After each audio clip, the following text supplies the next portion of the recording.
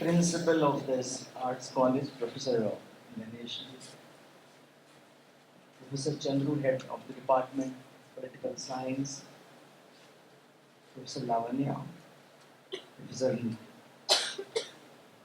Kunda Nageshwarji, many friends sitting off the dais, students and colleagues. You know, a professor in one university cannot be the chief guest in another university. So in academia, we don't go with such kind of nuances. A professor is always a student of his or her discipline, and we will remain so. When we are talking about democracy, the academic democracy should also persist. Alright, so we are here to commemorate the adoption of our Constitution, the Constitution Day, a Constitution, the journey that began on 6th December 1946, and that journey got concluded informally on 26th November 1949 and formally on 26th January 1950. So a journey of almost 2 years, 11 months, 18 days with 165 days of sitting, intense discussion.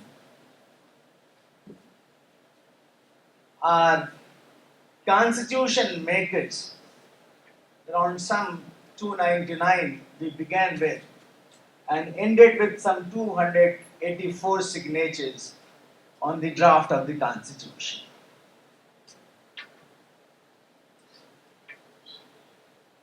No doubt,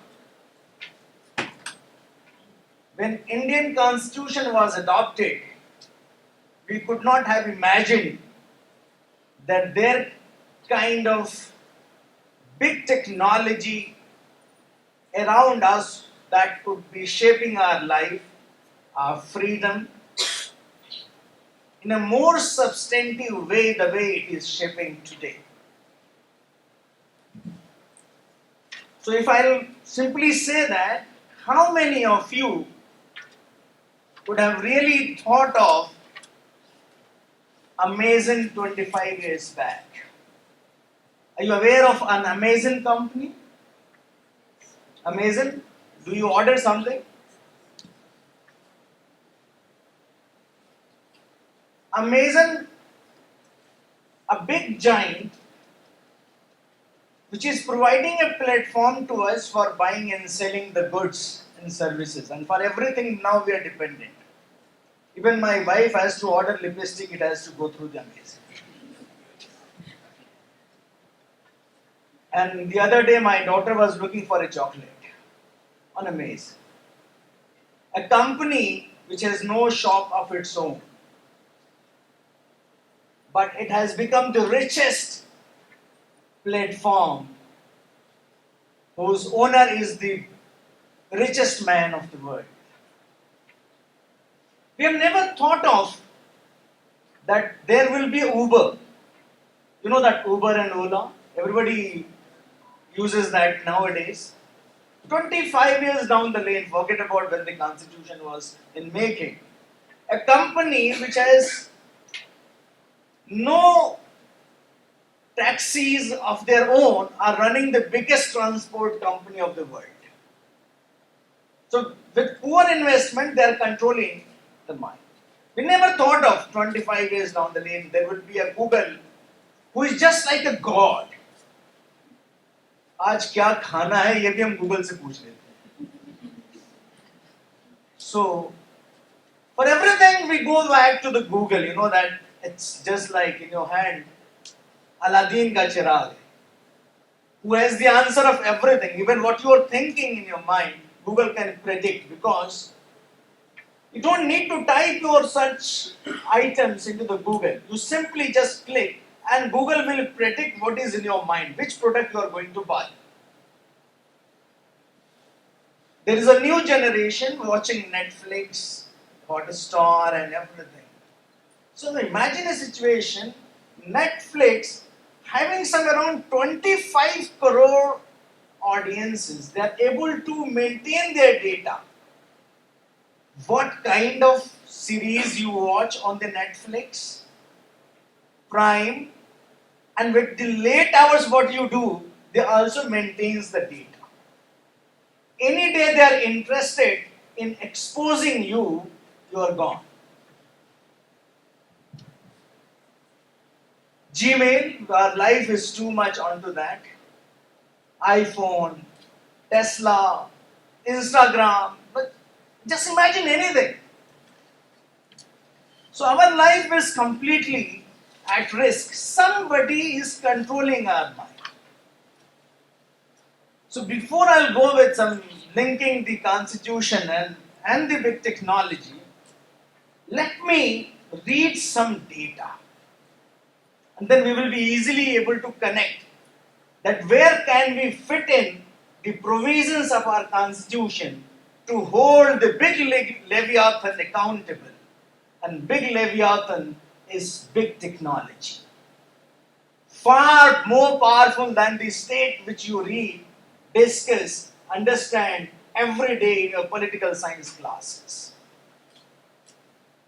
So we are having a population of almost 8.1 billion global population. And out of that, 5.4 billion people are using mobiles.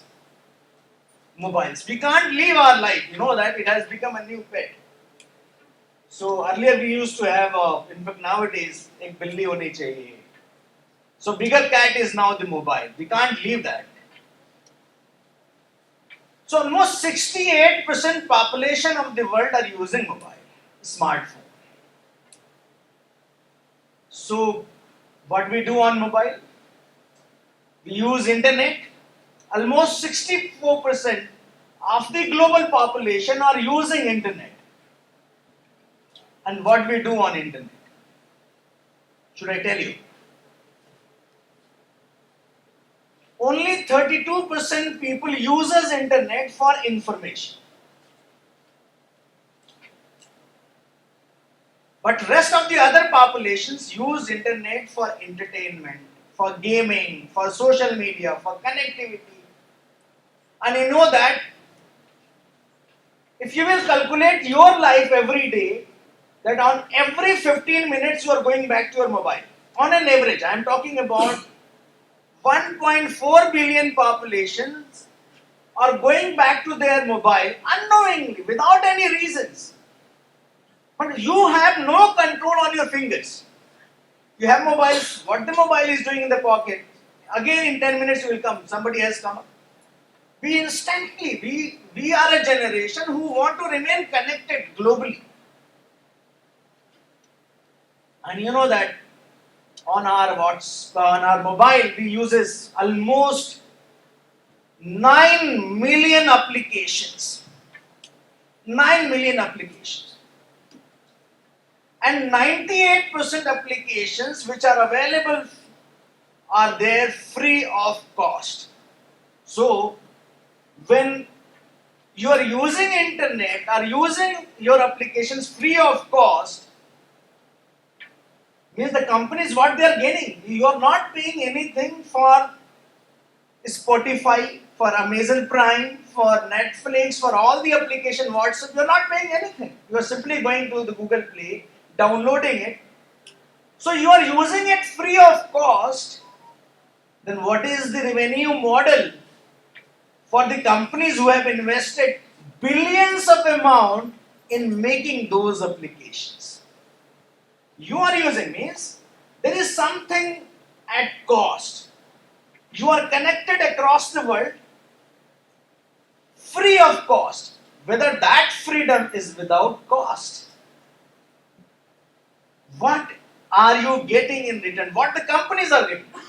Are we going with that? There is a barter system. connectivity in exchange of freedom. Connectivity. We want to be connected with people, but we are mortgaging our freedom to come. Someone is selling my freedom and making huge sum of amount out of it. Is this what we have imagined while framing Article 19 of our Constitution, which says that every citizen shall be entitled to freedom of speech and expression? We are expressing too much. किसके साथ खाना खा रहे हैं ये भी हम express कर देते हैं फेसबुक पे.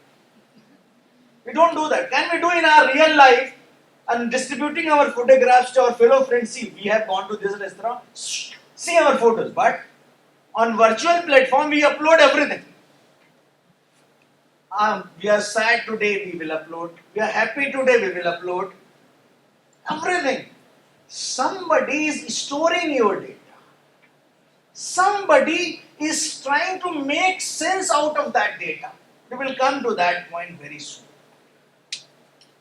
So, if I'll be comparing from the year 2000 to 2022, let's make it some around 22 years data, then you will find that some 1400 times increase in the internet use. 1400 times. And majority of the internet users are coming from Asia. Almost in Asia, 53% world's population stay there. And from Asia, the majority of the internet users are from India. And you know that domain name that is called edu, AC, that is called blogging sites. There are almost 400 million registered domain names. Approximately 2 billion active websites on the web. What are they doing? You will be really, really surprised when you will know that. Out of those virtual presence of the applications, the websites, the domain names and everything, only 35% those instruments of technology are maintained by human. 65% are done by chatbots, robotics, artificial intelligence, or many more things. So the point is that nowadays we are a Facebook generation, almost not only us, almost 3 billion population. In fact, 25% who are using Facebook are under 25 years. Then there are YouTube, then there are WhatsApp, Instagram, TikTok and everything. What we do on those sites? In a single day on Instagram, almost 4 billion photos are liked. We like photos shared by our friends. And 100 million new pictures and photos are created, posted on Instagram every day. 400 million stories are being posted there. Every minute, almost 5 lakh tweets are sent on Twitter. 21 lakh snaps on Snapchat. 65 billion messages are exchanged and 55 million video calls every day on WhatsApp. Video call. Nowadays we don't simply talk and talk. So why am I counting these data? What purpose does it serve? Do you know that we are into almost a $1 trillion economy so far as big technology is concerned? And in that particular context, I am here to speak on Indian Constitution in the age of big technology. The Indian Constitution is more than just laws, a set of laws. A constitution is being assumed as supreme law of the land. It is dynamic. Why it is dynamic? Because 105 times it is amended. In just around 75 years, and almost more than a century has been taken by United States to amend its constitutions 27 times. So in just 75 years, we amended it 105 times, but still it is a dynamic. It is a living document that reflects the aspirations of the people. Its resilience lies in its ability to adapt and evolve, making it relevant today as it was over 7 decades before. And friends, as I was discussing, we are equally witnessing a technological revolutions across. Big technologies like artificial intelligence, every day and everyone is talking about, big data, Internet of Things, are shaping and reshaping our world. They offer undoubtedly unprecedented opportunities, but also present new challenges that we have to deal with it. So before I'll go with that, what our constitution is all about, let me make certain arguments before you, because this is an academic gathering. Some of you may adopt an interface between politics and technology as your PhD topics or writing assignments. So let me offer certain normative arguments with the support of available data. And let me begin with this proposition that from data we are constructing information. From data we are constructing information by putting together the collected or related data to tell us something meaningful. That if we are having data and if we relate the data to form a sequencing, then we will have something meaningful to tell a story. And from information we have gathered from the data, we construct knowledge by interpreting and processing the information to shape ideas, opinions, and future actions. As we know, Michael Foucault once wrote that knowledge is power, and I equally believe in that. Yes, knowledge is power, but knowledge without networking is meaningless. If you are not able to provide a channel to circulate that knowledge, that knowledge per se is meaningless. But this knowledge as power, in my opinion, is destroying democracy, freedom, and privacy. In fact, this power is robbing our character as human. Will we remain as human is doubtful 20 years down the lane. Because our digital colonialism is shaping us, that is turning humans as subject more as pet. Today we are using technology to serve our interests. Tomorrow the technology will use us like as we are the pet of the technology. The technology, which is the biggest revolution, is a new panopticon which is having a close watch on us, what we are doing, where we are eating, who we are meeting. So my friend, just remember one thing what Karl Marx has said once.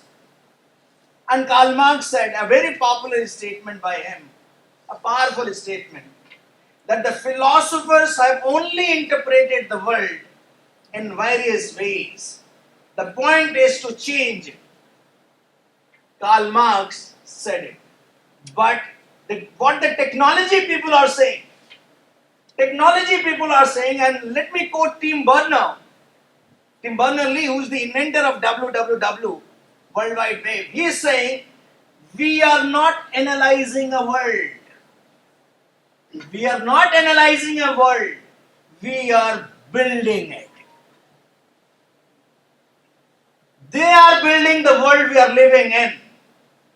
And we think we are controlling the life which we are leading at the moment. My friends, philosophical engineers are now shaping or causing revolutions in laboratories, research facilities, tech firms, and data centers. The aggressive use of technology and data is transforming everything around us in a profound and frightening ways. Not only profound, but frightening ways. New debates and new controversies, movements and ideologies are in place. New ways of playing, working, traveling, shopping, learning, expressing, connecting, healing, and curing, and so on. This new technology is creating new business, social and political and cultural model.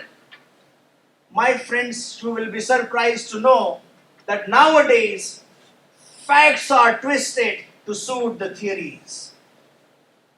There was a point of time when theories were being twisted to suit the facts. It is generally being said that the data don't lie, people do. But new surveillance model is not letting us lie or hide to be private. We are no longer a private entity. Our privacy is at stake.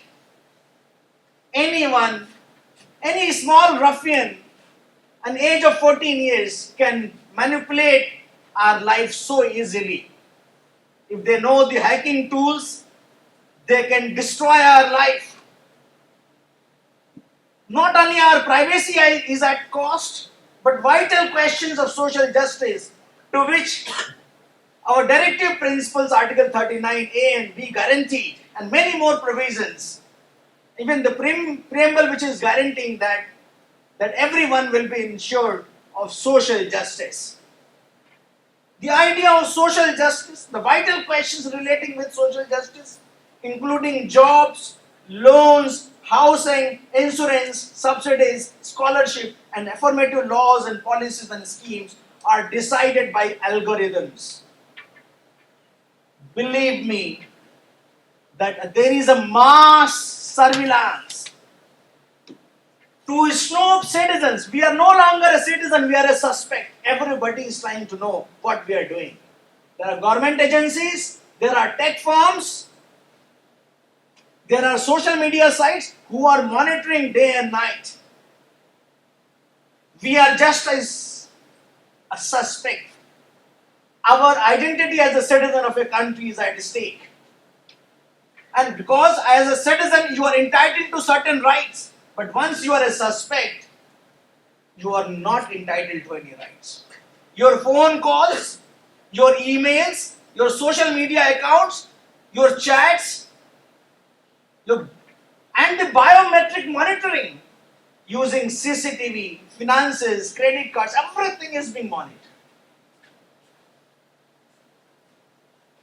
Data analysts working in for the years, just counting one example, we were doing one study that one agency whose name is Target, that is US retailer Target, one company who analyzes the data, that company was able to predict which are the women are pregnant while observing the shopping habits of the women in the malls of the United States of America. What you are buying, which product you are buying, what kind of post you are liking on the social media, given enough room to analyze that target company that these are the women who are pregnant. And companies, newborn baby companies, started advertising their product to those women to increase the sale of that company. So you are there for a shopping, but somebody is knowing that what exactly physical conditions you are in. One of the data by Facebook released in 2021 was able to predict who are the couple are falling in love. With the kind of exchanges and talk they do on messengers, the kind of post they do. So that was the predictions. The online data, because there are agencies who are monitoring you whether you are a credit worthy citizen or not. The bank will not give you a loan because there is one agency who is monitoring you. And before you reach to the bank for an application, the bank is knowing that whether you are capable enough to repay the loan or not. The data. There are data brokers across. Dalali chal rahi hai. And believe me, my friends, I belong to election analysis generation. You may have heard Cambridge Analytica, who is being set to manipulate the electoral data to benefit a particular candidate in American election. Now the Facebook is an active player, whether you are a potential BJP supporter or Congress supporter or BRS supporter, while analyzing your like, upload and other data patterns on your Facebook, we can very well predict that who are you going to vote on 30th November 2023. So your voting behavior can easily be manipulated. Accordingly, the customized ads will come to you because company has analyzed that you are more likely a Congress supporter. Therefore, you will get the ads post which are favorable to Congress. So it is a new lucrative industry. A data brokerage is a new lucrative industry that generates almost $200 billion revenue yearly. There is one data company I recall, Axiom, with around 700 million consumers. They are selling your data, and there are other three I am counting: Data Logic, Experian, and Equifax. They are selling your data, and they are buying data from Facebook, from YouTube, from Twitter, informally to avoid the community guidelines and the regulations in place. All right. So what I am trying to say is that from the Stone Age to the age of steam, tools and techniques were at the disposal of human beings. From Stone Age to the age of steam, everything we discovered, be it technique, technologies or tools, everything was at the disposal of we the human beings. Because we discovered them to suit our evolving needs, whatever we were having the needs, whatever the luxuries we thought of, whatever the conveniences we were having in mind, we discovered that. In fact, those discoveries till steam age were marked the victory over the mysteries of the nature. My question is now, will the human remain the masters of their own tool in 21st century? I doubt. For 1,000 years, people are not dying in millions because of famine. We have controlled enough famine. The pandemic, whatever the number we are having as a number of death, is quite less comparing the earlier pandemics. We are able to control the famines, the pandemics. We are not dying because of famine, a plague, of violence. Now we are dying because we are eating too much. Obesity is one of the reasons. Diabetic is one of the reasons. People were dying without food. Now we are dying because we eat too much. We are dying not because of old age sickness. Rather, we are committing suicide. The technology is putting us on the anxiety level that we are voluntarily ready to kill ourselves than being died out of old age sickness.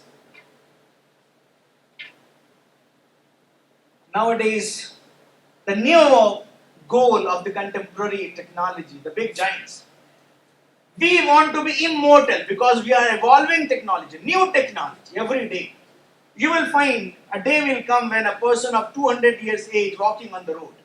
Because now the pharmaceutical industry, the developments in biosciences, in genetic codes, now your genetic codes are decoded. Now the scientists are able to understand that what is the language of cell communicating neurons, tissues. Now they exactly know that you will buy a pill, your stress is gone. Attention disorder, go and buy a pill, you will be entirely focused. So man, there will be a time you will be increasing your longevity. A person of 200 years of age walking on the road. What is going to happen with the 65 years retirement age? When you are able to walk with a healthy mind, 65 साल में क्या होना है? Will it not create a pressure on the government? We want to be happy. The new industry, which is investing in the new technology, that beauty products. So you will never go old. Go for a plastic surgery. Go for some treatment. You will never get झुर्रियां नहीं पड़ेंगी चेहरे पे. Even at the age of 90 will look like some 25, 30 years of age. The pharmaceutical. So you want to be happy. Means the new industry is creating more and more on how to make you happy. The idea of that is not to cure something that the old days, every big problems are now being solved. So imagine a problem that when death will be a technical problem, top up. 20 साल का और top up करा लेते हैं जैसे तो 20 रुपए का रिचार्ज करा लेते हैं मोबाइल का some 10 years top up will happen. Imagine if death is a technical problem, nobody is dying, what is going to happen? Today it may look unreal. Imagine everything I have discussed was unreal 25 years back. My friend, a new civilization is unfolding before us with the rise of new digital tools and technologies. Internet, artificial intelligence, machine learning, robotics, automation, wireless waves, predictive analytics, Internet of Things, biometric and wearable technology, social media, smart electronics, drones, blockchain, augmented reality, Internet 3, Web 3 and so on. Virtual clouds, driverless cars, voice commands, cleaning, gesture movements, green energy, space tourism, robots as cobots and virtual. Everything is coming around us. My friend, a new boundaries. For example, today there was a period of time you wanted that who will be the organ donors. Today, 3D printing, that is called bioprinting. Involving a cell and tissues, they can print lungs, kidneys. So there will be artificial transplantation of your organs. The stem cell research is advancing too high. Imagine a situation, what is going to happen with Afroz Alam when a robot will become assistant professor and teach in the next classroom. You know that robots hardly forget their memories. And whatever is being programmed, they will never forget that. From a stone age to till today, all the information is stored in the robots will not be erased so easily. But we the human beings, कल क्या खाया था भूल जाते हैं आज. We will not be able to know those theories. But imagine a situation, robots becoming cobots, robot as our colleagues. Will we the human be performing so easily? Imagine a situation. The complex surgeries are being conducted by nano robots. Heart transplant. Now doctors are not getting involved physically to उसमें cut लगाने में. Laser surgery तो बहुत छोटी चीज. So the nano robots who are conducting the complex surgeries, what is going to happen when all the robots being equipped with the technical knowledge of the medicines, your bodies, and the methods how to go about it. Imagine a situation, everything is virtual nowadays. We are more present virtually than easily. We are sitting in a room, everybody is in virtual spaces 24 into 7, but we are not talking to each other. My friend, what kind of crisis it is building up? The crisis is that a new boundary, the boundary between physical, virtual, and biological spaces. There was a boundary. There is something called virtual. There is something called physical. There is something called biological. That space is shrinking. The algorithms of digital world are shaping the lives of human in unimaginable way, which we never imagined. I just told you that a Uber company, the largest taxi company, owns no taxi, is still making huge money. Amazing. Without any shop of its own, without any product of its own, become the richest company of the world. Alibaba, the largest retailer, is of having no inventory of its own. Now, the accommodation provider, the biggest hotel provider of the world, owns no real estate. But still, they are making huge money. No doubt, the new technologies have expanded the human capabilities and produced new opportunities. We are able to access education, information. We are able to hire, that is, go urban ladder. Painting honi hai ghar ki, we just go. We don't search anywhere. We simply go to the one application called Urban Clap. हमें वो makeup भी कराना है. We just call the beautician, pay them online. घर का नहीं, means that utilities के लिए, for everyday utilities, we are becoming dependent on one of the. For hospital needs, we are becoming dependent on them. For health services, we are becoming dependent on them. For everything, that what should we cook today? My wife was insisting yesterday, यार रोज रोज खा खा के थके, कोई नई चीज बताओ. मैंने कहा just search Google. That Google will tell you that what is the new thing. So no doubt that this new technology have expanded the human capabilities and produced new opportunities. But will new technologies continue to serve as a tool to enhance the capabilities, opportunities, and productivity of human beings? This is my question. I have my own doubts again. It is likely that the new technology will emerge as new equals and may claim right against humans. Tomorrow the robots will claim rights. Why not we be treated equally with human beings? Because they are equally in the market. Go to the malls in the United States, even in India, robots are being used as a salesman. Go to IKEA, you have to simply order that through the one of the patterns. Just you pay and order. MACD, you don't need to go to the counter, you just pay and order. So the machines will take that. Why should there be a discrimination against us? Where will the Indian Constitution fit in to deal with the new claim of the machines against the human? A new battle between humans and smart. Everything nowadays is smart machine. Imagine a situation in our home. We are using a smartphone, we are using a smart TV, we are using a smart fridge, smart door locks. Everything is smart. And what is not smart is you. That tomorrow, the TV will talk to fridge and fridge will talk to your Apple Watch. And that Apple Watch will talk to your door. You will not be able to do anything sitting on the door. You will ask Siri, play a song. You don't want to play that. Siri, you open the door. Google Assistant. You will everything. You will be becoming a lazy chap and the technology will be delivering for you today. But tomorrow, those smart machines can explode your life. And imagine a situation, we need huge army to wage a war against a country. We used to maintain army, navy, air force. But nowadays, we don't require that.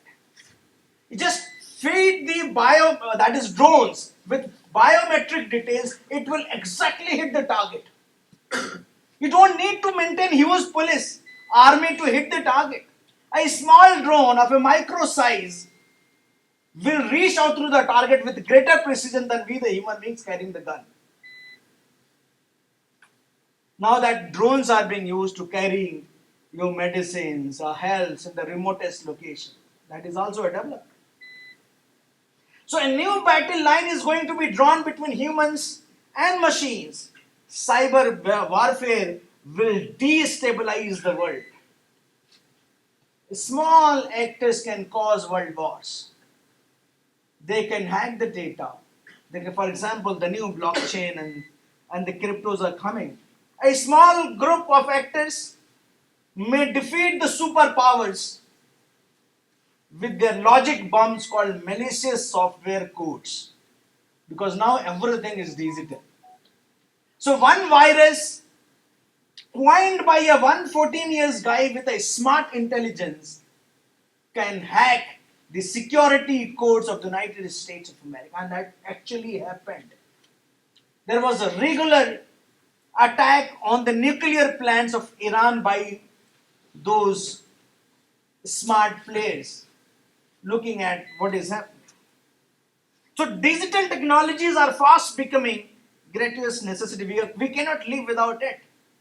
And invisible algorithms are causing or may cause immense damage or harm to state, individual, and society. Because these technologies are not unbiased, let me tell you. They are hyper efficient, no doubt. Therefore, they are hyper political. Those who own the technology can cause you immense destruction. And these owners of the technology, the big giants, may soon displace state, governments, and other power structures and emerge as new Leviathan, invisible Leviathan. What is going to happen with your Article 12, which defines what is a state? Preamble says that we, the people of India, having solemnly resolved to constitute India into a sovereign, will India remain a sovereign entity? Socialist, the distribution will be selective because all welfare schemes are through online applications.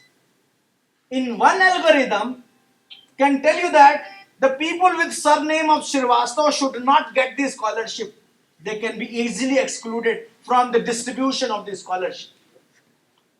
So that algorithm, one minor change in the algorithms, the distribution of the schemes and benefits will not go to that.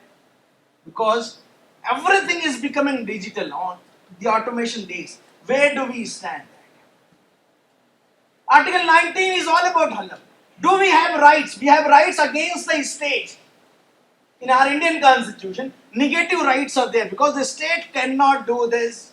The state shall not interfere in the life of the human beings. What about the big technologies which are controlling our mind, our thought process, our buying habits? Do we have credible regulations to hold these new big giants accountable to us? That is my question. We are in the age of dataism, and datafications are new oil. We are fighting on the oil in the Middle East. Now the next fight is on data. And data is omnipresent and thus everywhere. Data exists in high volume, velocity, variability, but all those data are discretionary as well. There is a mad race to collect data. Everybody is collecting data. There was a period of time when everybody was collecting data. But nowadays it has extended for everything is collecting data. Even my mobile is collecting data. Even my watch is collecting data. Even my mic is collecting data. So biometric details हमारे pulse rate को collect करता है. Somebody is somewhere, the Apple watches are storing the data in virtual clouds. हमारे nerves हैं, हमारे blood कितना वो उसकी है, जितनी भी चीज़ है हमारी pulse rate हो, हमारे blood pressures हो, everything being stored on the smart gadgets. Somebody is trying to analyze those data and able to predict. So when our biological codes are being controlled by somebody, so they will exactly, if they want to attack directly Afroz Alam, they don't need to attack the entire country. Exactly, they will hit Afroz Alam through their smart watches.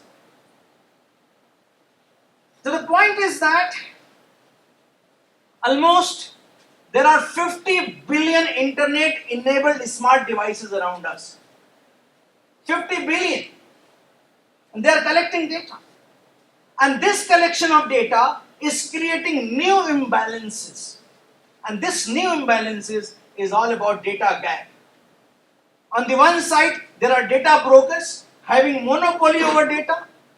On the other side, there is a data poverty due to the lack of financial, human and technological resources. Where is our constitution is standing so far as data democracy is concerned? In one meteorological organization, one satellite, for example, there are around 12,000 satellites in the space who are collecting data. IBM is having maximum number of satellites there. They control our meteorological data. There will be a tsunami tomorrow, and that data is being owned by somebody. If they will share the data, only then our country will be safe. We can make early planning to save our villages. What is going to happen? There is a data monopoly happening. We're not trying to create and share the data. There is a new ideological avatar limits that our moral judgments, earlier we the human beings were being credited for critical thinking. From where the critical thinkings will come when we are becoming hugely dependent on our websites, on our Google or Siri or something like that. Whatever options and search engine they will provide, we will be thinking accordingly. We cannot have independent choices or decision making because our judgments are limited accordingly. So tech firms are the invisible,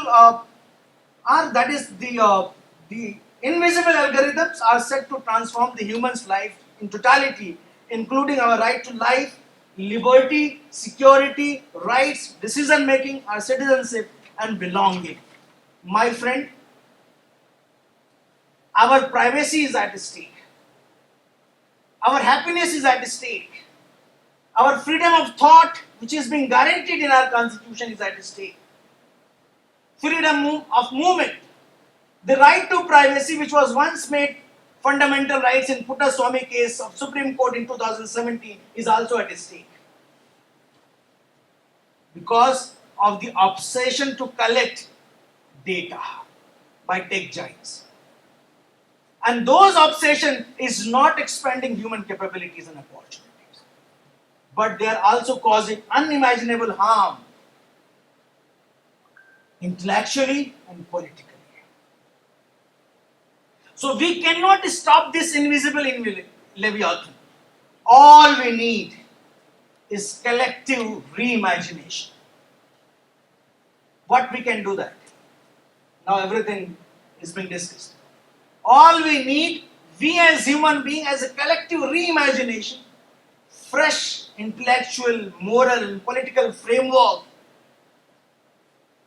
to safeguard the human's rights against the new leviathan and demand transparency and accountability from the future model of governance. All including states, non-state actors, civil society and professional groups, international institutions and organizations have to join hands to amend and strengthen the existing body of laws, regulations, safeguards and instruments to regulate the tech giants and technologies. They need to be responsive for a hygienic, secure and sustainable future of Homo sapiens. A new Bill of Digital Rights against the arbitrary algorithms is the need of the hour.